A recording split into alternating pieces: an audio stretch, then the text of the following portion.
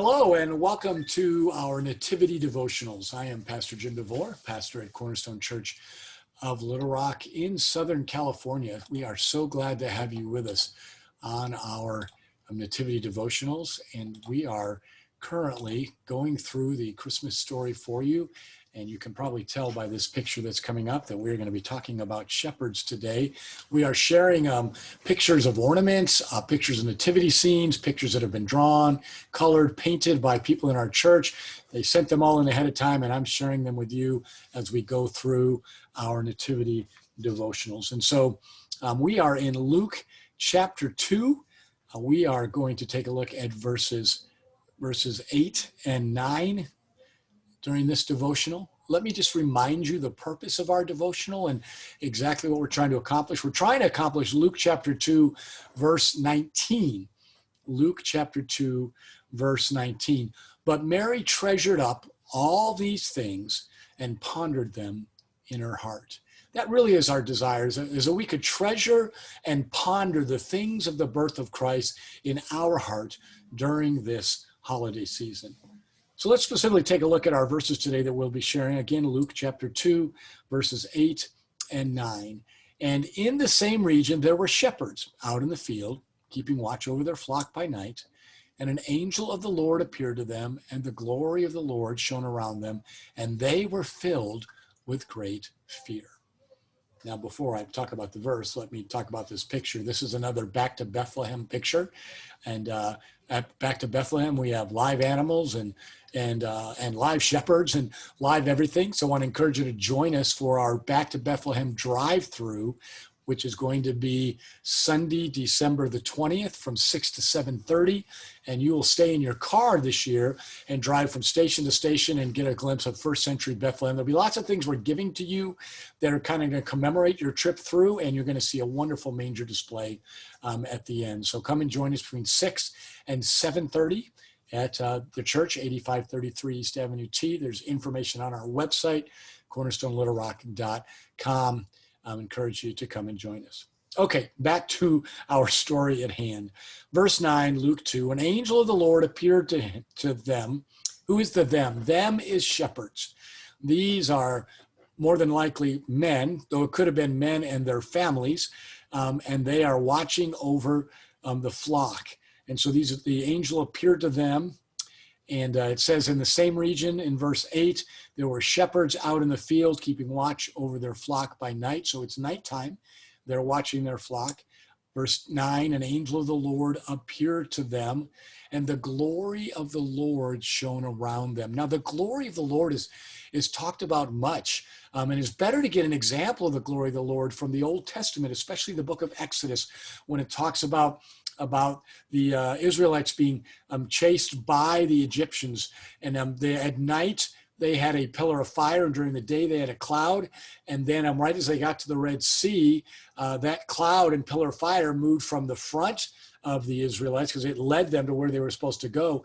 It then moved to the back of the Israelites and blocked them from the Egyptians, kept the Egyptians from coming at them while Moses could extend his hand over the Red Sea. God divides the Red Sea.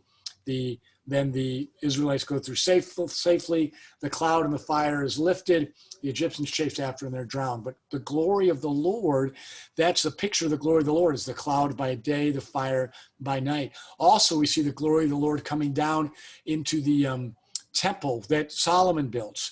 When he builds the Holy of Holies as part of that, and the glory of the Lord comes down there. And so the glory of the Lord is kind of this shining presence of God, visible to those who are looking for him. The glory of the Lord showed when Moses came down from the mountain with the 10 Commandments. Often when God spoke to his people in the Old Testament, there was kind of a glory of the Lord presence, as well as smoke and thunder and fire. So the glory of the Lord isn't this kind of flowery statement. It's this dynamic presence. And so these angels show up with the glory of the Lord shining around them. They don't have the glory of the Lord. The glory of the Lord shines around them, the angels and the shepherds. And what is the shepherd's response? Well, it would be the same response that you and I have if we truly encountered the glory of the Lord. and that is they were filled with great fear. Now you are going to encounter the glory of the Lord as a believer in Jesus Christ. When you die, you will come in the presence of God and you will see the glory of the Lord. And like that famous song by the group Mercy Me, I can only imagine. Will you be stunned? Will you dance? Will you fall to your knees? Will you be speechless? I don't know, but you will definitely acknowledge the glory of the Lord. If you do not know Jesus Christ as your Savior, then you will know great fear upon encountering the glory of the Lord. You need to know Jesus now, commit to him now, understand the glory of the Lord is the presence of God that literally you need to submit to, God himself, and then ask him forgiveness for your sin and acknowledge you want to follow him. The Christmas story alone should be enough to encourage you to follow the glory, follow God himself in being in awe of the glory of the Lord. And so as we look at our story, then the shepherds do what any human being would do upon encountering the glory of the Lord. Mentioned in the Old Testament, mentioned here in the New Testament, is they are with great fear. Of course, now the angels are going to tell them to fear not, but we're not going to give away the angel story just yet. That's going to be tomorrow's devotional. I just want to stop and go back over the expected approach of these shepherds. They are very scared. They don't know what the presence of the glory of the Lord means. At the end of their life, are they going to be killed? Are they going to be judged? Why are they suddenly, after 400 years of silence, of not hearing from God through prophets or anything, why are suddenly these shepherds out in the field encountering angels and the glory of the Lord? You know, as cute as this picture is right here with us and the paintings and everything, I mean, the bowed head of the shepherd is really a good response. The angels are probably a little mightier looking than our little figurines demonstrate, but it's still the humbleness of the shepherd there is just a really beautiful picture of our response. So let me just encourage you again. Remember, our role is to ponder and treasure.